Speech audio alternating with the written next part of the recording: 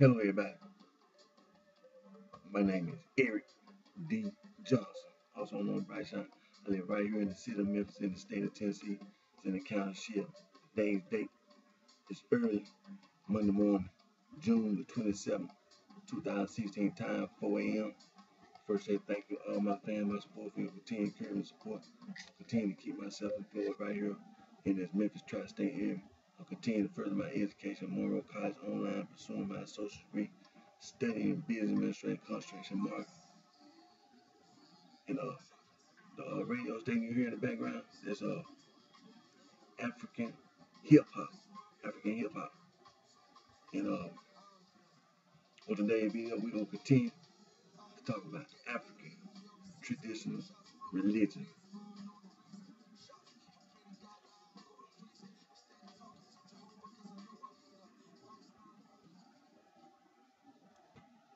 African traditional religion is being taught at institutions of higher learning in sub-Saharan Africa.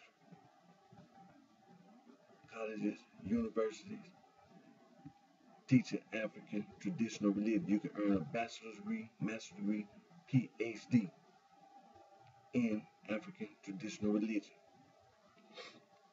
And you can go to campus, you can be on the campus, or you can go online. Institutions that teach it online, that teach African traditional religion online. Uh, One of those institutions is the Open University of Nigeria. They teach African traditional religion online. Another institution that teaches African traditional religion online, the University of South Africa. They teach African traditional religion online.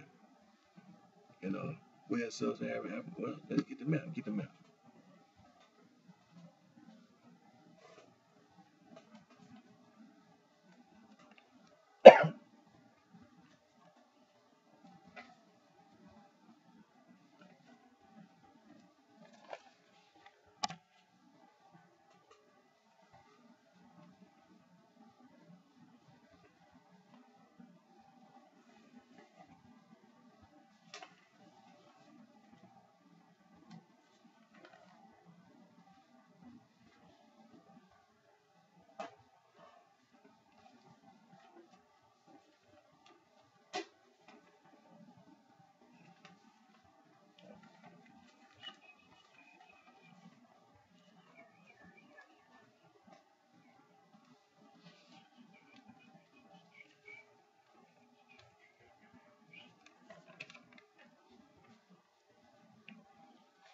Now, this map, language distribution map, Niger Congo is language distribution.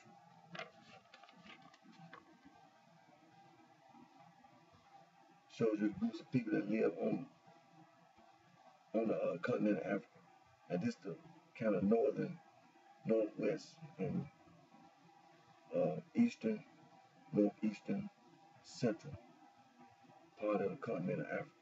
And it shows you the people that live in this region. The blue part is the Afro-Asiatic, the yellow, Nilo-Saharan. And you have that dark orange looking color, that's West Africa. That's Niger Congo A. And you see a little part of the light orange color, that's Niger Congo B, Bantu.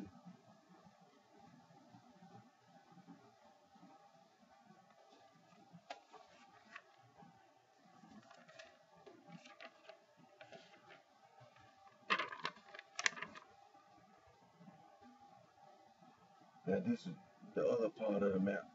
Now you see the language code. It shows you the colors. The blue, Afro-Asiatic. The yellow, Nilo-Saharan. The dark orange color is Niger Congo A. The light orange color, Niger Congo B, Bantu. Now you see the green color. That's the Core people and the Sand people. There's two groups. There's not one group.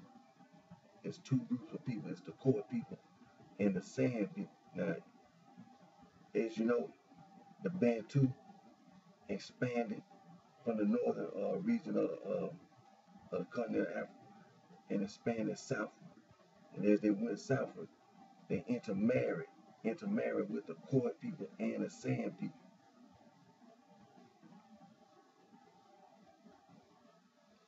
And you see that lavender purple looking color over there on the island of Madagascar. It's your Austronesians. Now, it's important that you know the difference between a Nilo-Saharan and an Afro-Asiatic and an Austronesian. It's important that you need to know the difference. It's important that you know the difference between a Niger-Congo and a Nilo-Saharan, including the Austronesian. It's important that you know the difference between a Niger-Congo and an Afro-Asiatic that includes the Austronesian. You need to know the difference.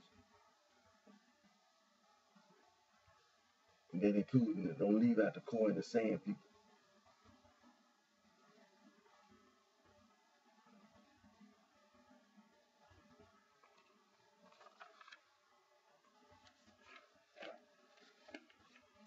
And this is another map that shows the groups of people on the continent of Africa. It's a Niger-Congo.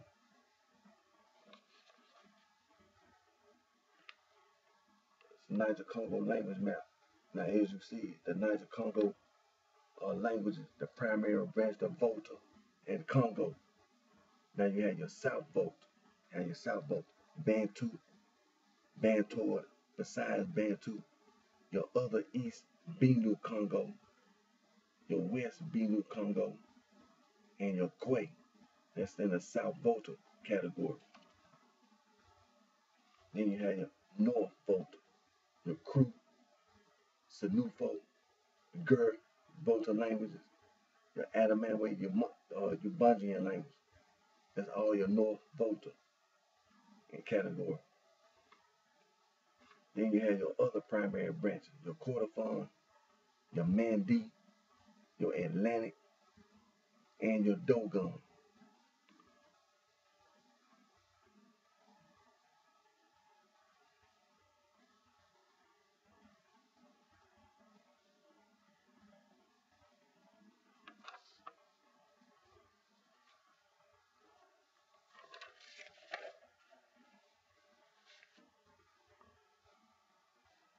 This is another Niger-Congo map that shows the groups of people, the Niger-Congo people.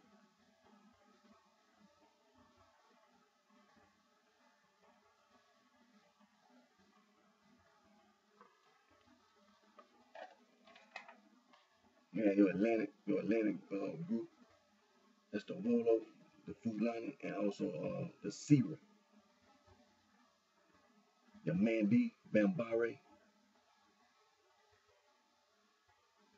Manika, and Madika, Mandingo, and your Dayule.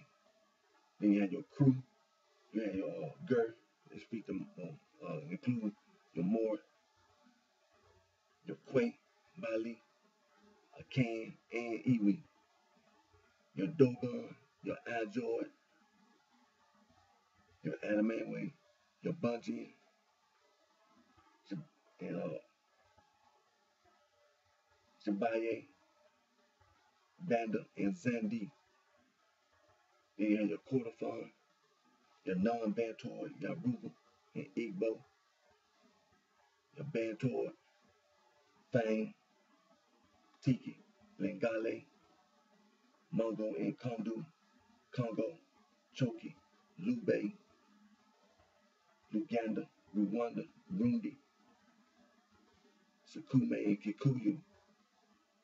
Then you have your Bantu, Swahili, Mahuwe, Inyanje, Bembe, Shone, Tisange, Northern Soto, Zulu, Southern Soto, Kosa, Tswane, Ndange, Umbundu. Those are some of the Niger-Congo. There are other Niger-Congo that are not even listed on here, but they are Niger-Congo. There are many that are not mentioned.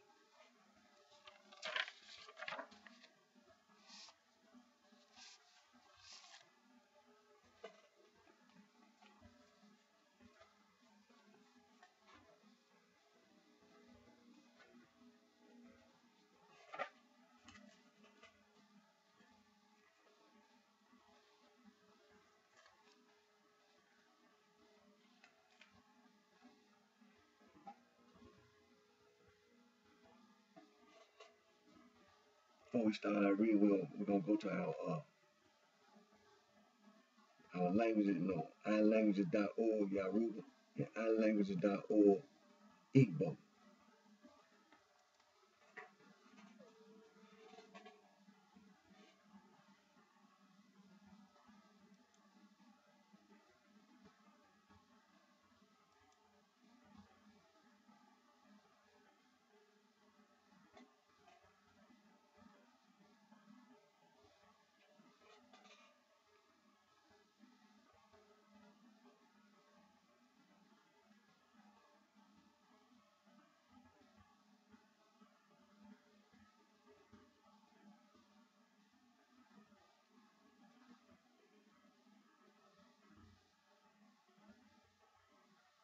Okay, we're gonna go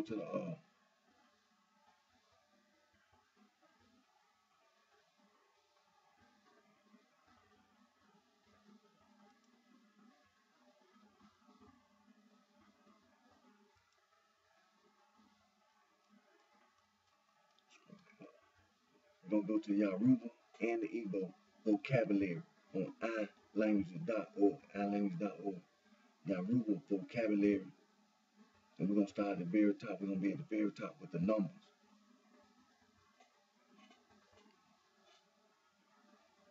When you say 1, Iyokan, 2, Mija, 3, Mita, 4, Mirin, 5, Merun, 6, Mife, 7, Miji, 8, Mijo, 9, Misan, 10, Miwe, 1st, Okan, 2nd, Ikija. Now let's go over here to the Igbo. On ilanguages.org Igbo. We're going to go to the vocabulary. At the very top with the numbers. 1, Ofu. 2, Ebuo. 3, Etu. 4, Ano. 5, Icy. 6, Isha. 7, Ase. 8, Eseto. 9, Atinani. 10, Iri. 1st, Inki Imbu.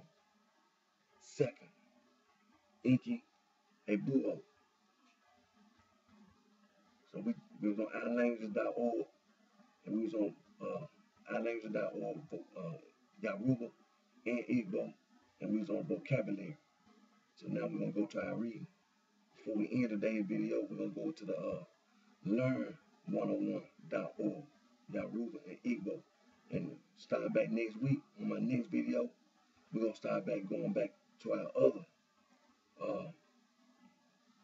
Niger Congo. We're gonna start going back to our other Niger Congo language. So we're gonna start go to our reading.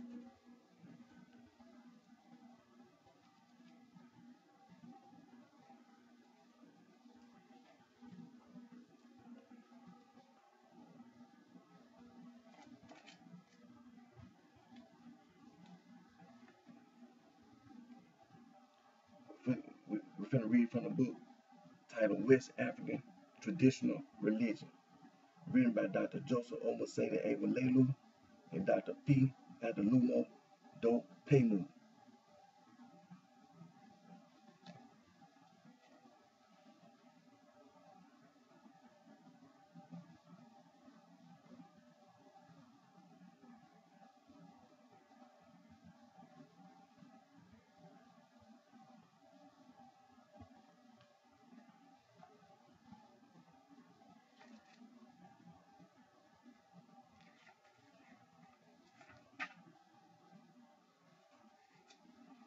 We read from chapter 8, Mysterious Powers.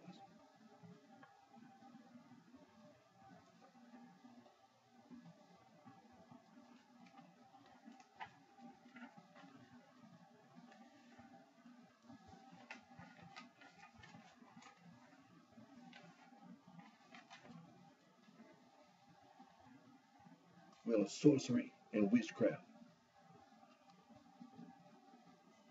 As we pointed out in chapter 5, magic can be good or bad, licit or illicit. Bad or illicit magic is known as sorcery. It is, it is offensive and antisocial. It is much feared because it can be used to kill, to harm, to destroy life or property, to make a happy destiny an unhappy one, and to disrupt the well-being of the individual and the society. A person who uses called a sorcerer. He is an evil person, feared and hated. He very often works in darkness excuse, because his deeds are evil, and he tries to harm or kill his enemies or those of his clients who have paid him by evil magical means. Nail, hair, spittle, sweat, urine, washing water, sleeping mats, dirty clothes, chewing stick, and footprint are all connected with the body, and so may be used in preparing offensive magic against the people to whom they belong. Great care is therefore taken in the disposal of these things. Various techniques are used by the sorcerer to achieve his ends. He may kill an enemy by means of invocation and incantation. In this, he makes an effigy of his victim, and with the aid of some magical preparation, he invokes the spirit of his enemy by calling him by name.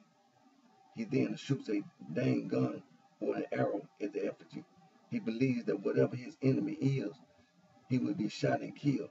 At times, the magical preparation is in a calabash.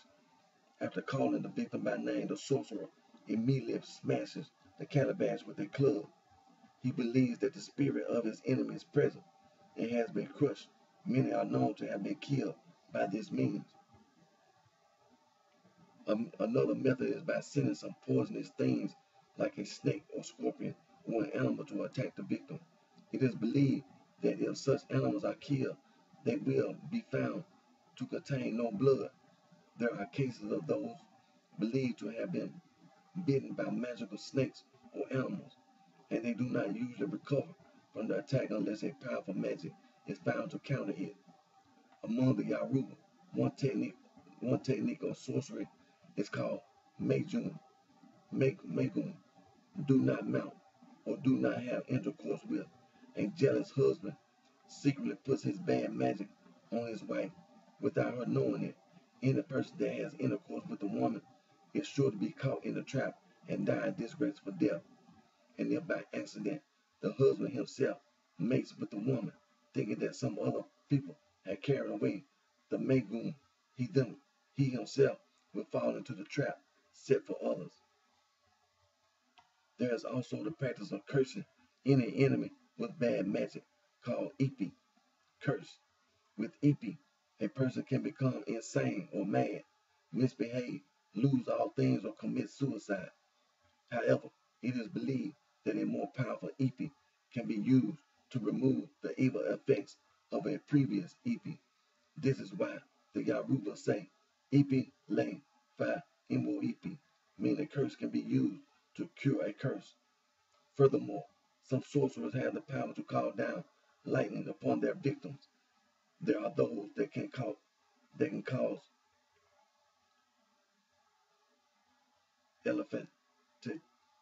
elephantiasis of the legs, and there are those that specialize in direct poisoning. Witchcraft is another practice feared by all. It is an art. Otherwise, it is the belief that the spirits of living human beings can be sent out of the body on errands of doing havoc to other persons in body, mind, or estate. Witches are therefore those that possess the inherent psychic power to send out their spirits invisibly or through lower creatures to harm others or do havoc to other persons. Witches are called Obeifo. AZ, AG, Emuzo, Intwa, Fun, Yaruba, and Igbo respectively. They are used to operate in guilds, though they can also operate singly or individually. It is believed that they operate through birds or some other animal familiars.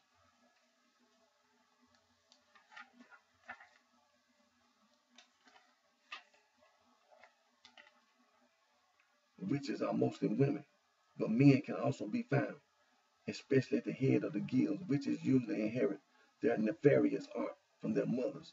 Some are born witches while others acquire witchcraft, but witchcraft can also be bought for a small amount. It can be passed on through food. Witches operate mainly at night. They meet in guilds, but the meetings are spiritual. That is to say, that the meetings are mainly the activities of the soul. Only the souls attend the meetings. At night, witches are thought to leave their bodies asleep in their houses while their souls fly off through the air to a meeting. They may fly on the backs of birds or animals or actually turn into owls, bats, or black cats. If the animal is killed, it is believed that the real body of the witch at home will die at the same time.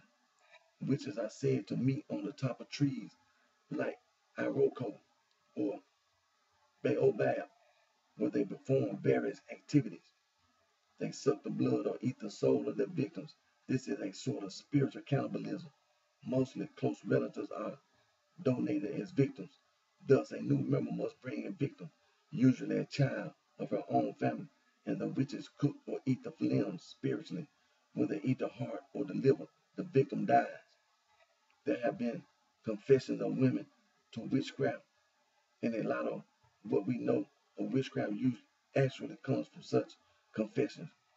We must take such confessions as valid, since the women that confess are not usually forced to do so.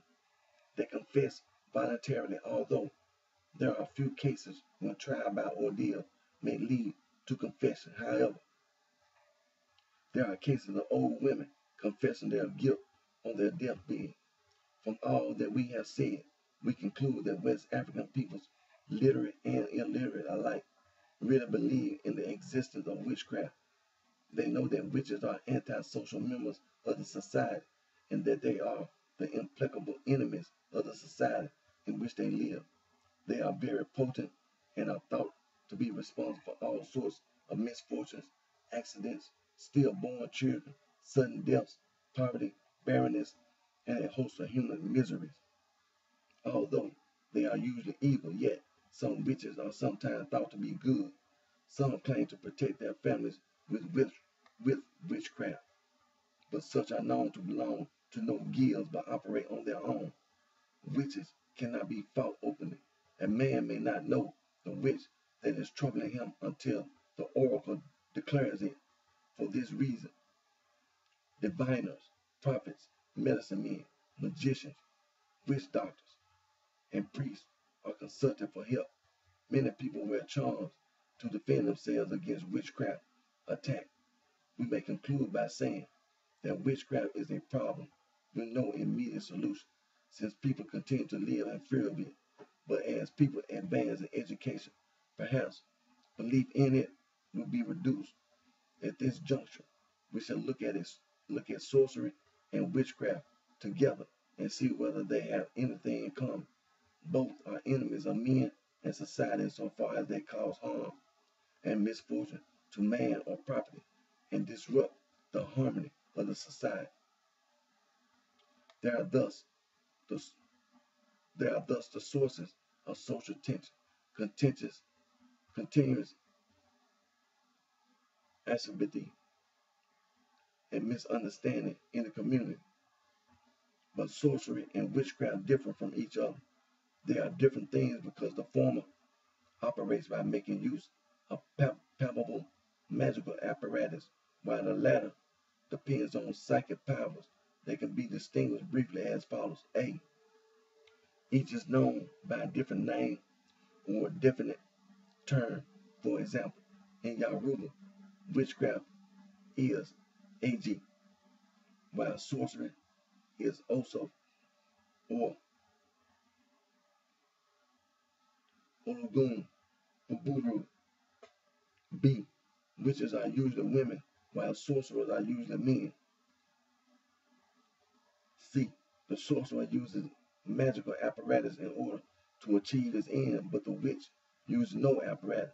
She has an inherent psychic malevolent power. D. The sorcerer possesses his magical power through learning and apprenticeship, while the witch inherits the psychic power through food or by being born with it.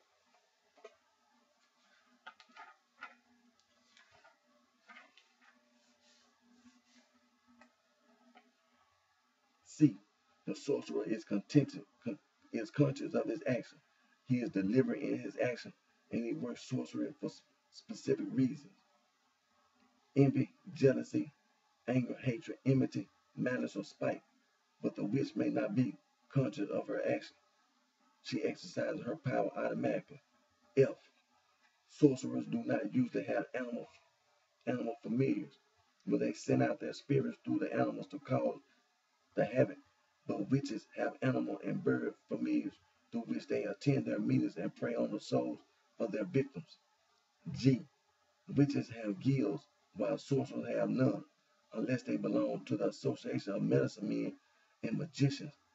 In this regard, they are not recognized as sorcerers, but as medicine men and magicians. This leads us to the fact that many men of hidden supernatural power know how to work sorcery, but they never employ it. What we are suggesting is that the knowledge of bad magic is not sorcery. It is the actual practice of bad magic that is sorcery. Thus, a magician or medicine man who belongs to the association of his profession may have the knowledge of sorcery and use that knowledge to avenge himself of a wrong done or to achieve his selfish ends. In this case, he has become a sorcerer, but this may not revoke his designation as a man of hidden supernatural power. Indeed, people may still continue to approach him for good magic and medicine. H. A man may cease to be a sorcerer if he repents and works no evil magic again. He is only a sorcerer when he uses bad magic. But a witch is hard to cure of her witchcraft.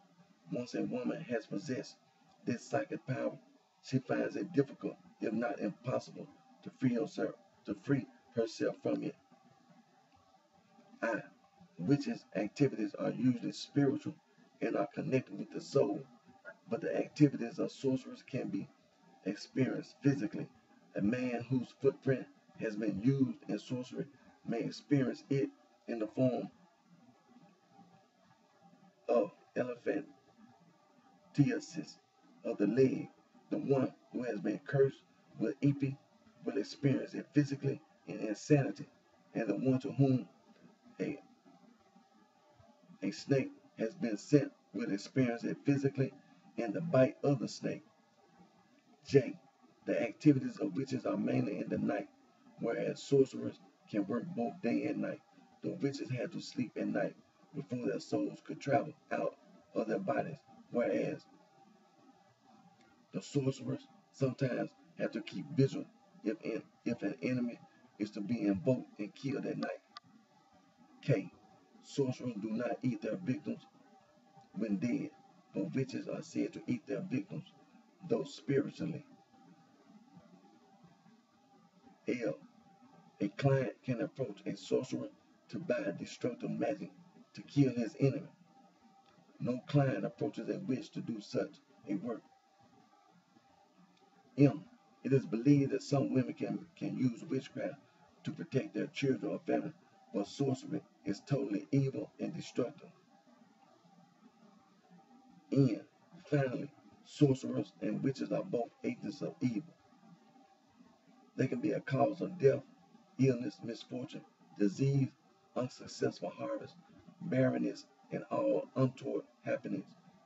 Good magic is sought by all to counter the effect of sorcery and witchcraft. We can well conclude this chapter by citing an incantation employed by the Yoruba to ward off the effect of witchcraft and sorcery. Akendudu, Oruko, Tae, Biafe.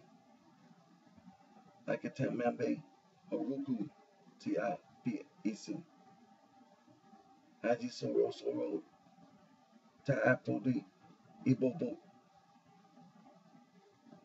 Oruko, Ta'ad, Pisongo, Afarun, A-A-K-K, Kaya, Rap, I-E-C-K, Oruko, Ta'ad, B, Sopono, Sibayala, Yawon, Muli, Na, Si Oni, Bodi, Nomo Orun, Layawon, Moli, Yawon, Moli, Funma, Osho Ali, to Bili, Perima, Layawon, Moli, Yawon, Moli Funma, Ajitao, Imperi, Ma'im Nabi, Layawon, Moli, Yawon, Moli Funma.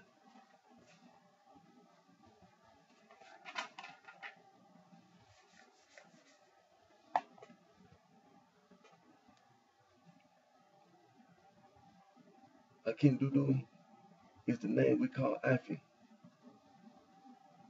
Akatamamba, Akatam, Mambe is the name we call Isu. Long pointed stick that kills a hunter from the farm is what we call Songo. He who has sparse hair on the chest and goes round last year, abandoned farm, is what we call Sapono. It is he who rolls them on the ground. That is the gatekeeper of heaven. He who rolls them on the ground, roll them on the ground for me. The sorcerers that wish me evil, he who rolls them on the ground, roll them on the ground for me. The witches that wish me evil, he who rolls them on the ground, roll them on the ground for me. Besides the use of incantations such as we have cited above, West Africans use charms and amulets to protect themselves against witches and witchcraft. They wear enchanted rings, necklaces, and girdles. They make incisions on their heads or joints and wrists and put black medicinal powder into such incisions. They prepare concoctions to bathe and rub on herbal lotions, all in an attempt to ward off the attacks of those mysterious powers, otherwise known as sorcerers and witches.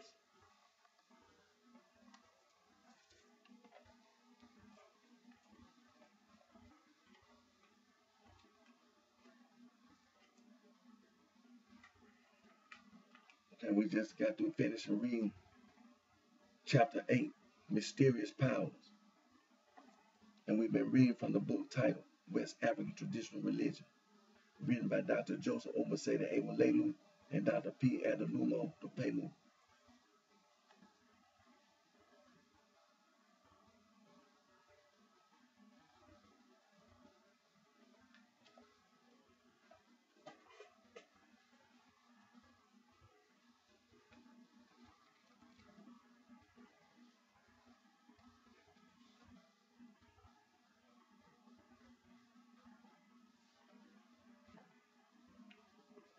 Now we're going to continue our reading from the book titled African Traditional Religion, a Definition, written by Dr. E. Baloja I. Dowu.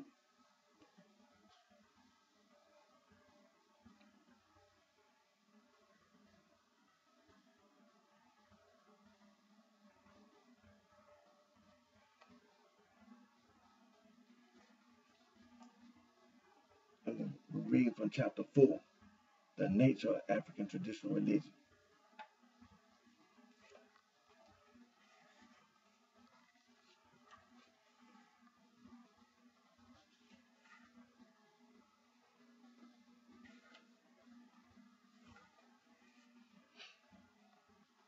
We'll see.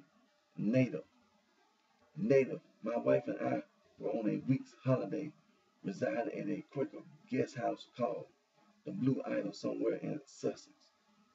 There were other guests staying at the same time in the house. One evening after supper, several of us sat around a table playing a game of cards. It was my turn to shuffle the cards, and I did it in a way which a British woman considered admirable, for she burst out, "Oh, how wonderful! wonderfully you do it. Do all natives do it the same way? Natives of where? England, Scotland, or Ireland? I asked her by the way she was taken aback and by the expression on the faces of the other Europeans in that room. It was patent that they were probably realizing for the first time that they themselves must have been born somewhere. The fact is that to her, and by and large to the peoples of the Western world, the word native has acquired a derogatory nuance and has become one that is reserved for the unfortunate backward non-Western peoples of the world. This is so thanks to the anthropologists and missionaries and the stay-at-home investigators who must always find terms of unmistakable distinction between themselves and those others. Prayers for native Christians are still being offered in churches of Europe and America. Native Christians being not Christians who are born and are living in Europe and America, but Christians of Africa and Asia and those other benighted climes. This defines the Western mind on the issue beyond doubt.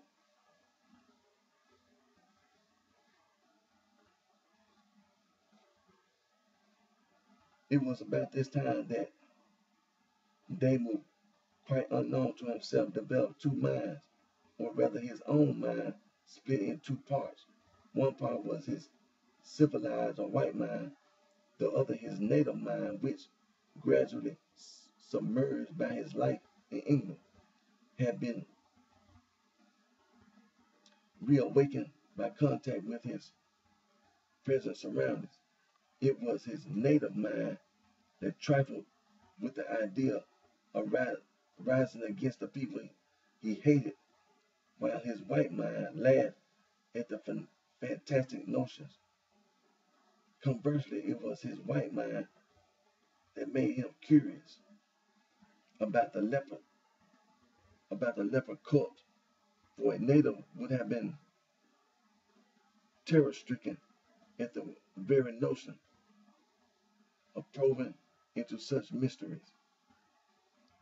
See also is this, oh yes, Abu bin Zaka is a pure European, not a drop of native blood in him. The question is, how has the word native, a good word of Latin origin, come to acquire this obnoxious, abusive connotation? The aberration must have been of long standing. The concise Oxford Dictionary, in its usual way of conformity to current usage, brings itself up to date by defining the noun native as one born or whose parents are domiciled in a place, member of non-European or uncivilized race. And the adjective as belonging to a person or thing by nature, born in a place, especially non-Europeans, indigenous. It is glaringly obvious that the definition of non-European has nothing to do with the original meaning of the word. The Latin word natives, the Latin word nativus, from which native is derived, has simply the meaning of born, come into existence by birds, innate, natural. Thus, the word native strictly means either one who is born in a particular place, anywhere in the world, or something natural to, inherent in, characteristic of a person, nation, or situation. Also, without discrimination of any kind. One can only hope that this derogatory use of a good word will cease, and that those who are abusing the word will learn to appreciate the fact that even they, as anyone else, were born in the one natural way common to mankind, that the locality of the habitable world where any people were born and are domiciled shall not be an excuse or restricted to them the use of a word which is of universal natural application. The words of Evans Pritchard are illuminating with regard to the three obnoxious adjectives and the invertebrate attitude of Western writers about their use.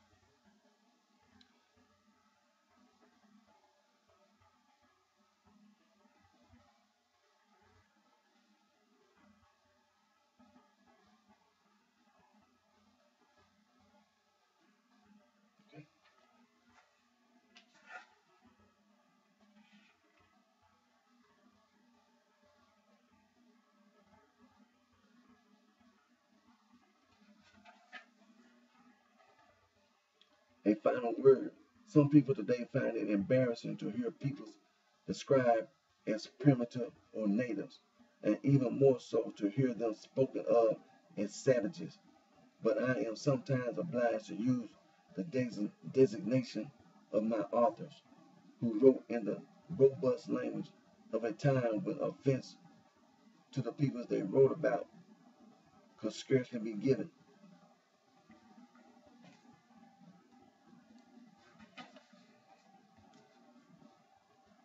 But the words are used by me in what Weber calls a value-free sense, and they are etymologically unobjectable. In any case, the use of the word primitive to describe people living in small-scale societies with simple material culture and lacking literature is too firmly established to be eliminated. This is unfortunate because no word has caused greater confusion in anthropological writings, for it can have a logical and a chronological sense, and the two senses have sometimes not been kept distinct even in the minds of good scholars. And we're going to stop right there.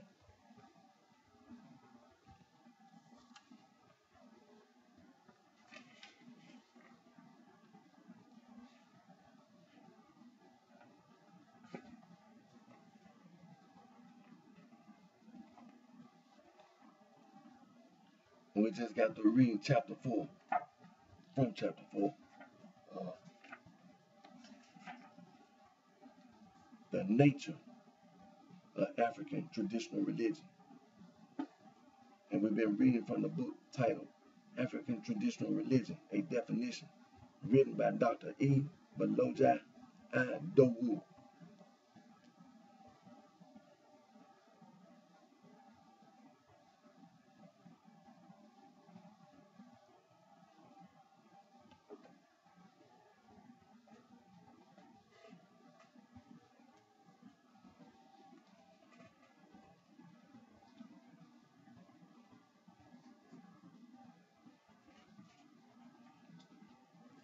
We're going to continue our reading.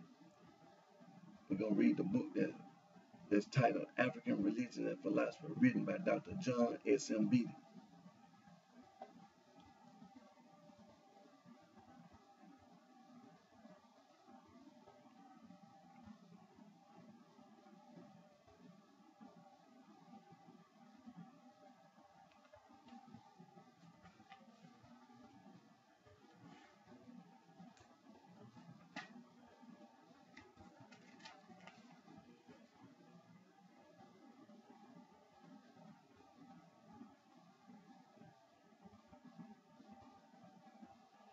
We read from chapter 15. Reading from chapter 15, specialists, medicine men, rainmakers, kings, and priests.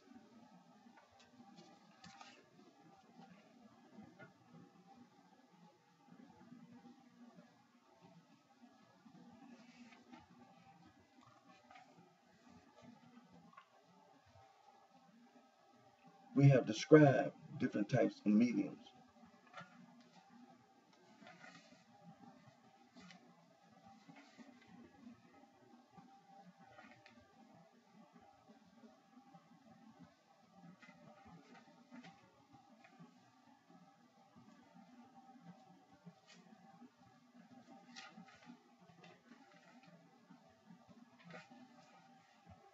What do they signify, and how are we to view their roles in African societies?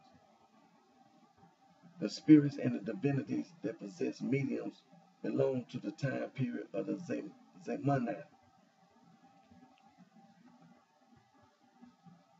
By entering individuals in the Sese period, they become our contemporaries. The state of mediumship is one of contemporizing the past, bringing into human history the personality of beings essentially beyond the horizon of the Sese period. This phenomenon is, however, temporary, and the two time periods slip apart when the state of possession is ended. The experience seems to generate ultra-human power, which gives the medium ability to perform both physical and mental activities that would otherwise be extremely difficult or dangerous under normal circumstances. This possession is not on the whole harmful or resented by society, and except on rare occasions, the medium resumes normal life when the state of possession is over. During possession, the individual loses temporarily the control or exercise of his personality and depicts or mirrors the influence or semi-personality of the spirit or divinity in him. Useful information is obtained from the spirit world, so people believe whether or not that information is genuine. For that reason, mediums are associated with diviners or medicine men or priests whose duty it is to receive, relay, or interpret the messages received via the mediums. As such, mediums are like radio sets functioning between two termini, the source, spirits or divinities, and recipients, diviners, medicine men, or priests of the broadcast. They lose or sometimes pretend to lose their mental and physical senses so that the spirit world through them can pop up into the human world without causing fear, disturbance, or disgust among people. Mediums do the donkey work of establishing the bridge between the two worlds, both willingly and devotedly. They enrich and dramatize the religious perception and activities of their communities. Human beings, however, give little, if any, information or instruction to the spirits or divinities through the mediums. Instead, their part is to obey and follow what comes from the spirit world or to await the blessings from there. I have no information whether God ever functions or comes into the picture in this matter.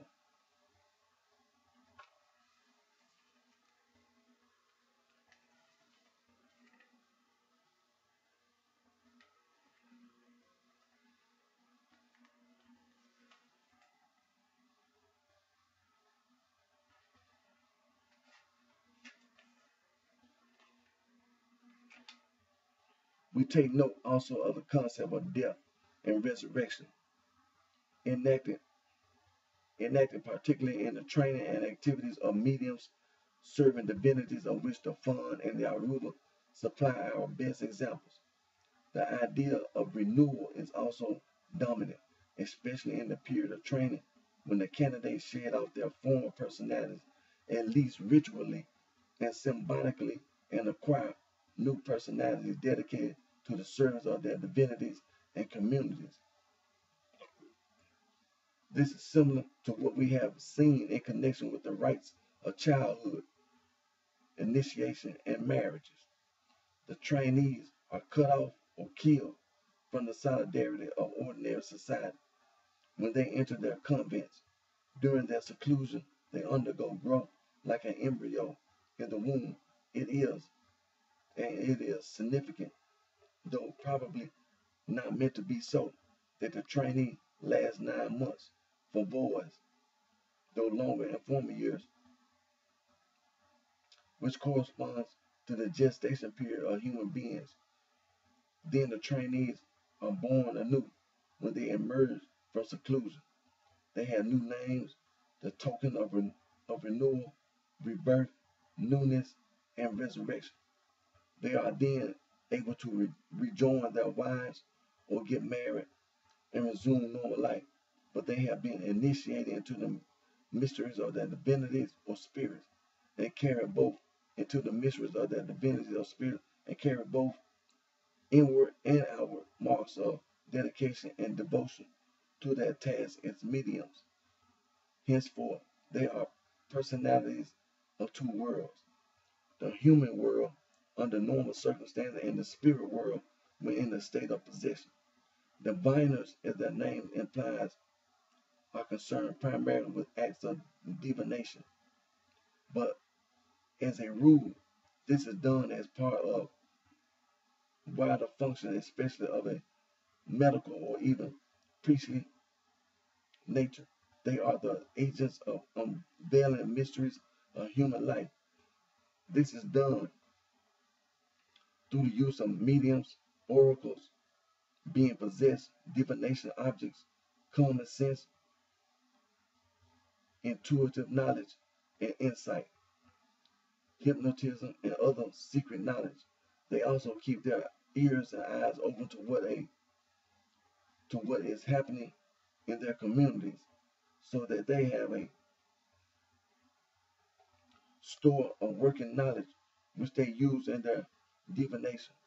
The nature of their profession creates an unnecessary halo of secrecy about it, which adds to their respect, stature, and dignity in the eyes of their communities. Therefore, people resort to them freely for both private and public affairs, like the medicine men.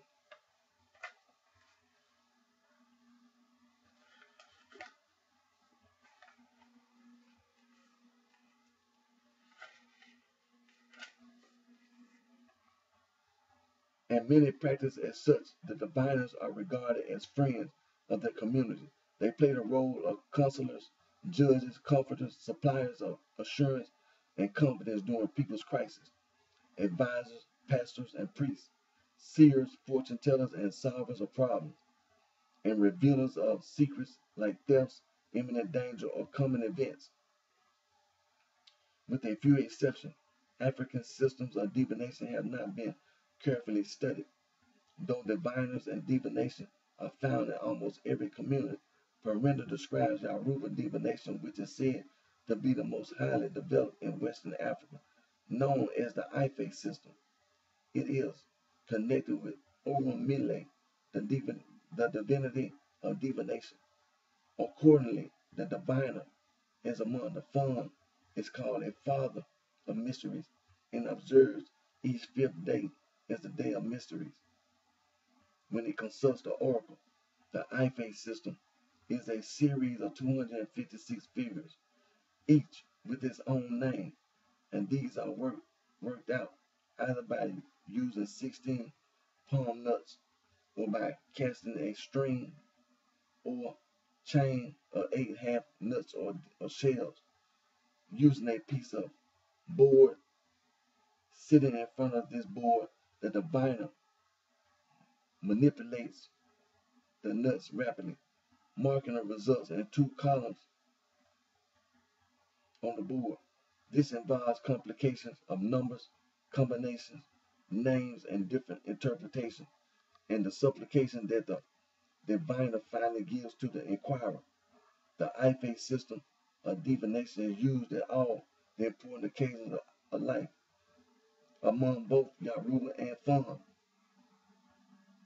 A diviner may also advise the consultation of Ife, and it is normally the men who do it.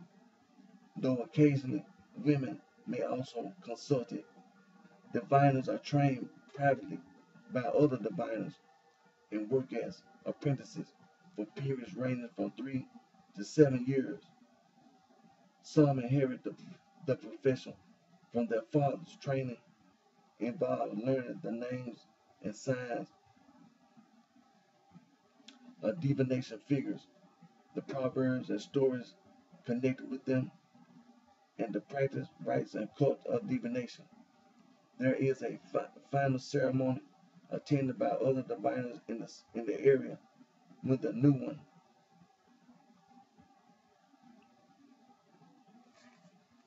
is authorized to practice, the initiation being brought to a climax by the new diviner taking flames from a lamp into his hands.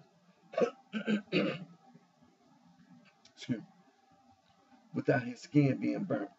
After that, he prays alone daily to over a midnight and once a month together with his family, for whom he then prays. Perinda observed that in the Ife system, there is nothing about the stars or mythical astrology, and that the system is used with variations in parts of Nigeria, Dahomey, Togo, and Ghana. These are other methods of divination in different parts of Africa, using the divination stones, gourds, numbers, palm reading, forming or seeing images in pots of water, interpreting animal marks, listening to and interpreting sound, and using seances by means of which the diviner or another medium gets in touch with the spirit world. Some, probably many, diviners do not undergo prolonged formal training such as those found among the Yaru and a few other West African peoples. They learn their trade more through practice than formal schooling, depending on what else they do in addition to divination.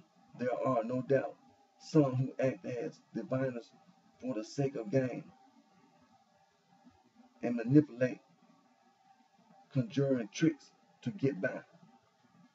The art of divination presents us with puzzling problems, which I make no pretense to solve. A certain amount of communication goes on between diviners and non-human powers, whether living or otherwise or both. It is difficult to know exactly what this is. It might involve it might involve the diviner's extrasensory ability. It may involve spiritual agents. It might be telepathy. It might be sharpened human perception, or a combination of these possibilities. Wherever it is, divination is another area which adds to the complexity of African concepts and experiences of the universe. Divination links together in its own way the physical and the spiritual worlds, making it a religious activity. The diviner fulfills an intermediary function between the physical and the physical and the psychical, between the human and the spiritual, for the sake of his own community. As a rule, most diviners are men, while most mediums are women. Sometimes these practice as husband and wife.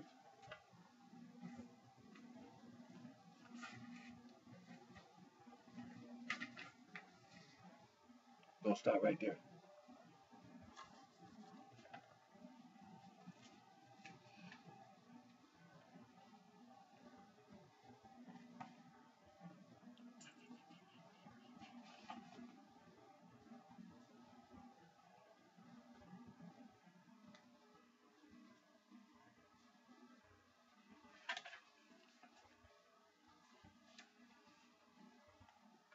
We just got through reading chapter 15.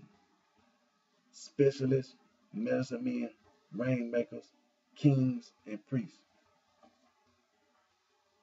Been reading from the book titled African Religions and Philosophy, written by Dr. John S. M. Beatty.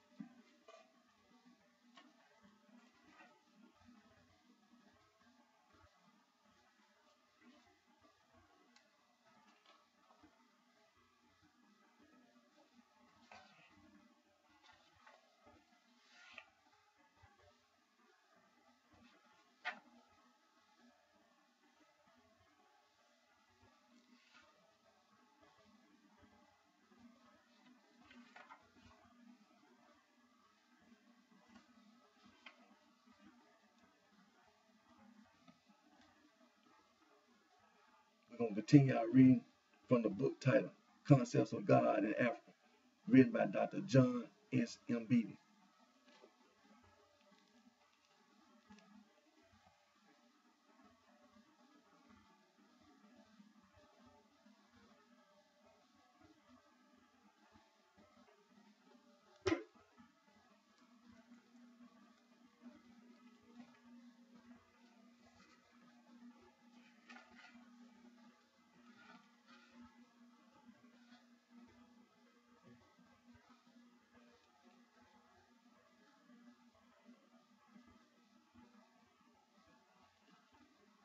We're reading from part 4.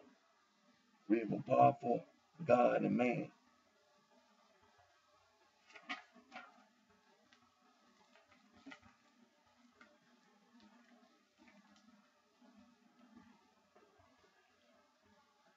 Reading from number 19, Worship, Intermediaries, and Other Specialists.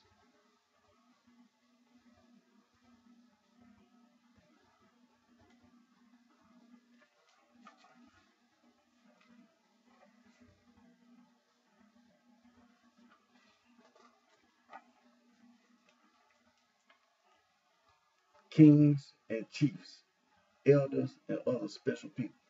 The subject of kings and chiefs has received considerable attention from scholars. Not all African peoples have traditional rules, but where kings and chiefs existed, their office is regarded in some societies having been divinely instituted. The king or chief would thus be looked upon as both a political head and a mystical religious figure whose person is sacred and who symbolizes the prosperity and welfare of his nation. In some situations, the king leads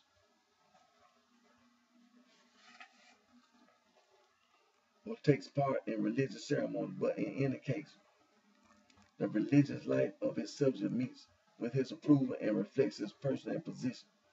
We have not the space to deal at length with this subject here, and we can only take a few examples to illustrate the religious concepts connected with kings and chiefs. The Bavinde believe that when God is angry with their chief, he punishes the country with drought, locusts, or flood.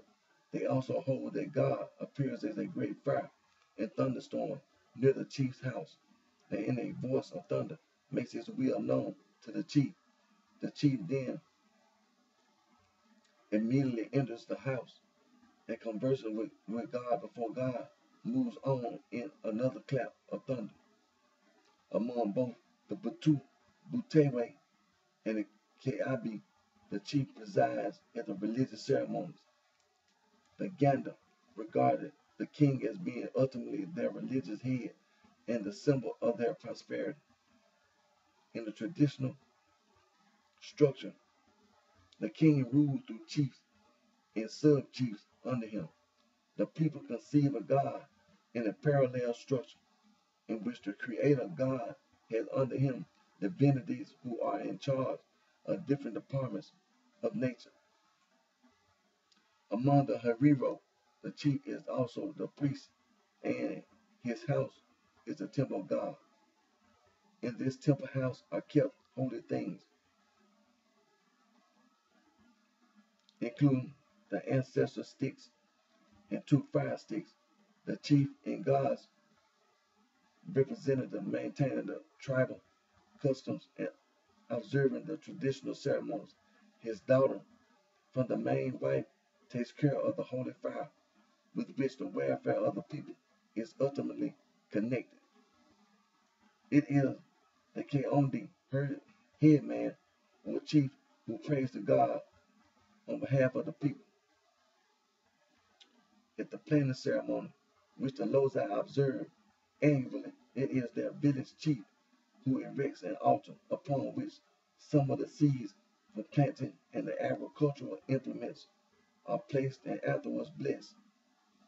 The chief conducts the ceremony, praying God to bless the seeds and the implements. The people believe that the royal ancestors act as intermediaries between them and God.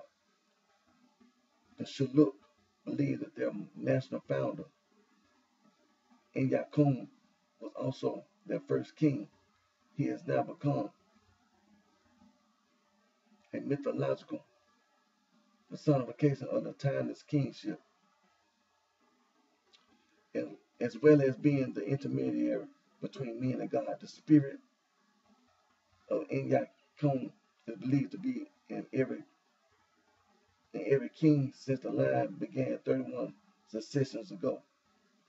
Counting back from 1948, we have already quoted the special vocabulary used of the Shilluk king, who is described as the firstborn of God,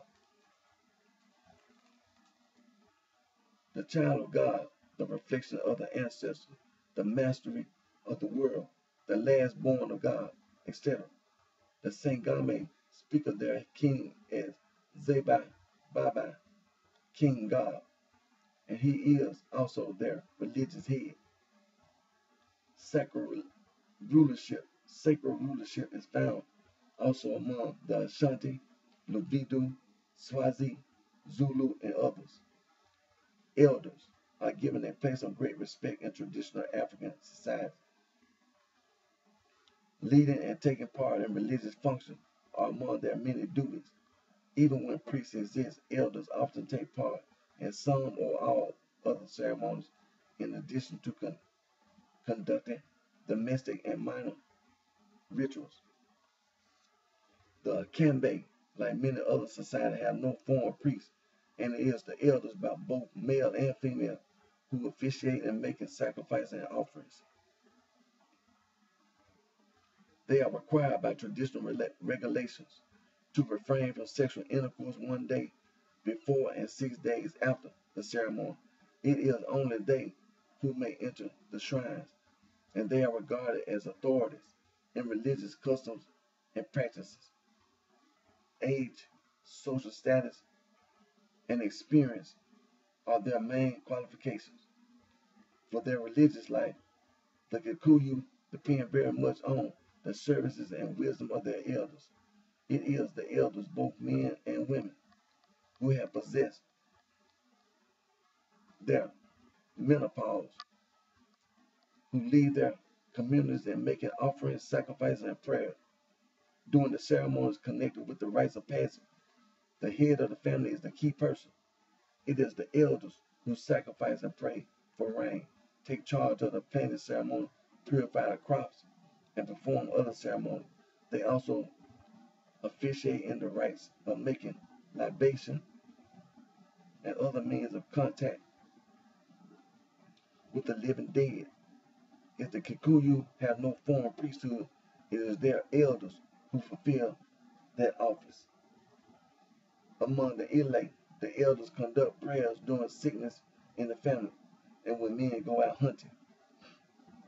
The senior members of the Jai community or tribe conduct the annual prayers and ceremonies.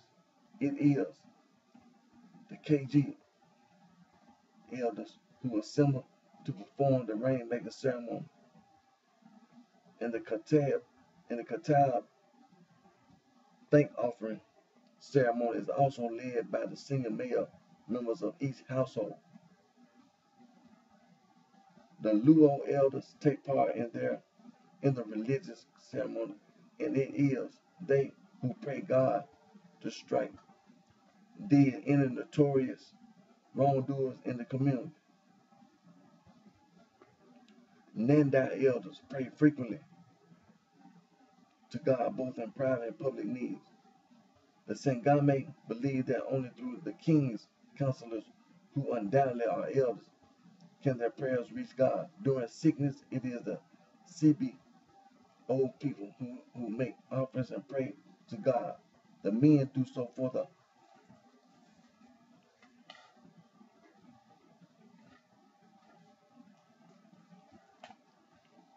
the sick male person, and the women for the sick female members of the community.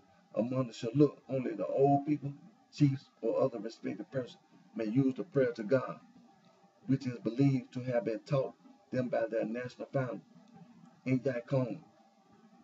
These are but a few examples mentioned in our sources, in which elders play a leading or important role in the religious life of their communities. There are others mentioned among the Ambo, Burundi, Barasi, Besutu, Kaabi, the Maasai, Nube, Hobo, and no doubt many more people. In some societies, there are additional special people who serve in one capacity or another. In the religious life of their communities, they have not been well studied, and we have only a few examples of them. At the Turkana community prayers, ceremonies, and feasts, all the initiated men offer prayers on behalf of the community. When the Shone formerly held their big religious assemblies, the sacrifices were offered by the priests, assisted by two virgins in some of their prayers. The Messiah may use children to assist the elders who are conducting the prayer. When the Kikuyu make sacrifice and prayer for rain, two children under the age of 8 must take part in the ceremony. These children, a boy and a girl, are said to be pure in heart, mind, and body, and are free from worldly sin. They are not, however, formally dedicated to God. Formerly, the Ganda had Vestal virgins who had been brought to the temples after weaning as presents to the divinities concerned from parents who had prayed to them for children. Their duties were to keep the temple fire burning, supply firewood and water, and guard the sacred pipes and tobacco which the mediums smoked before giving oracles. These Vestal virgins remained there until they reached puberty, when the divinity concerned decided whom they should marry. I'm going to stop right there.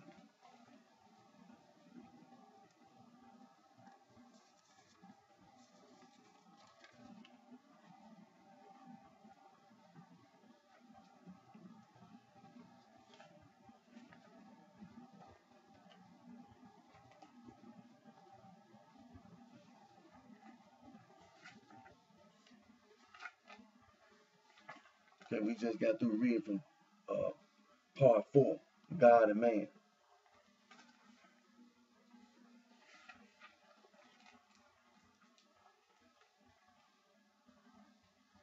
And we've been reading from number 19, worship, intermediaries, and other specialists. And we've been reading from the book titled Concepts of God in Africa, written by Dr. John S. Mbidi.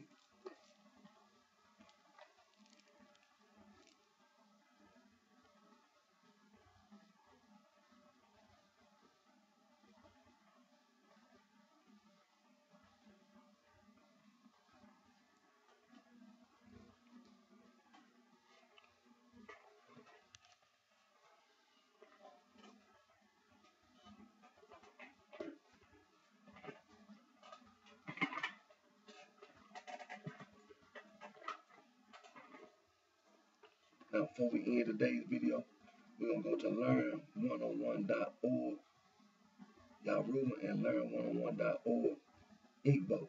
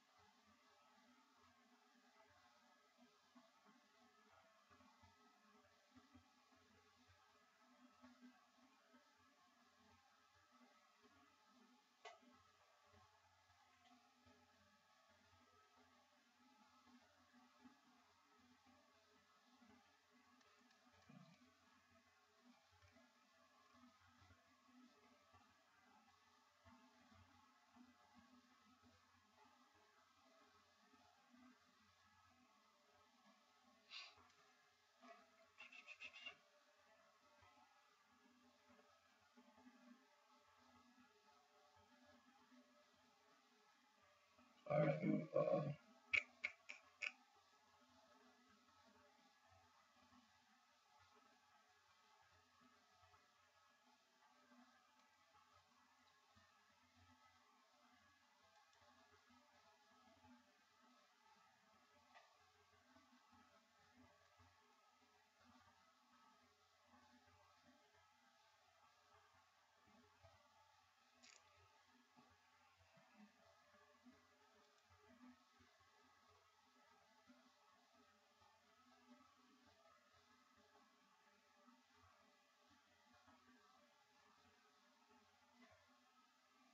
Okay, we on Yaruba nouns. Go to nouns, and scroll down where it says nouns, grammar rules.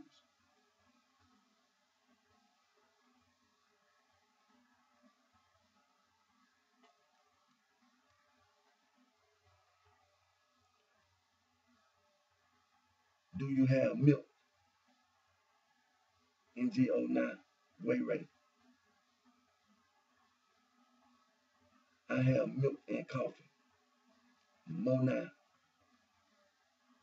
way rate, A-Tide, Ko-Fi.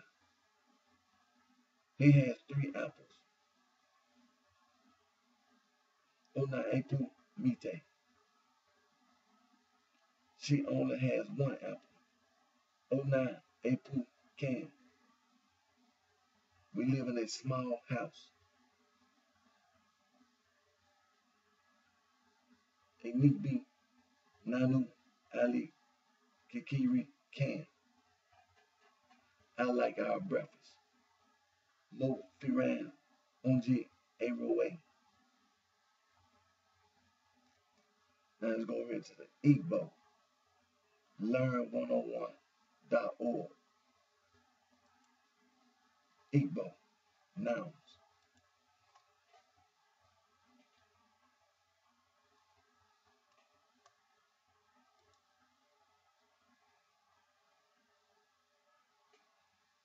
Go to where it says nouns, grammar rules.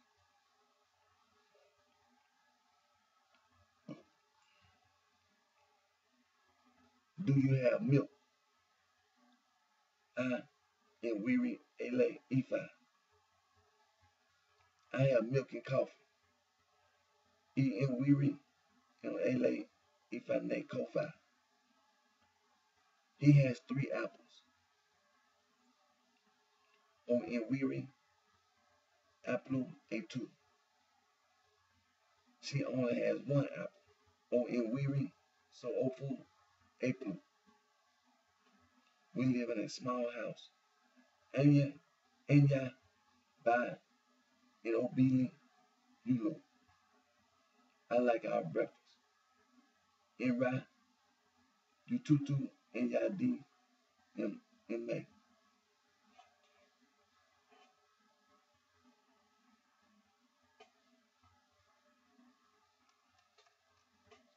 We're gonna stop right there.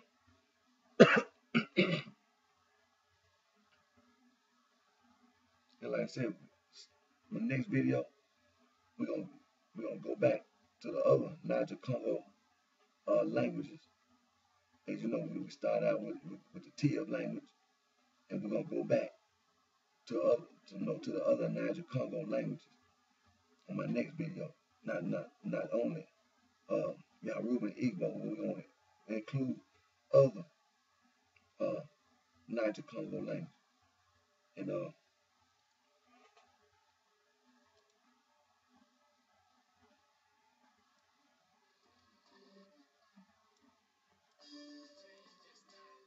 so we're gonna get ready to end today's video. Again, my name is Eric D. Johnson, also known as BrightShine. I live right here in the city of Memphis, in this tri-state area. And thank all my fans, my supporters for your continued encouragement, support, continue to work on my entertainment and my musical interests. And until my next video, take care of yourself. And I wish each and every one of you very best.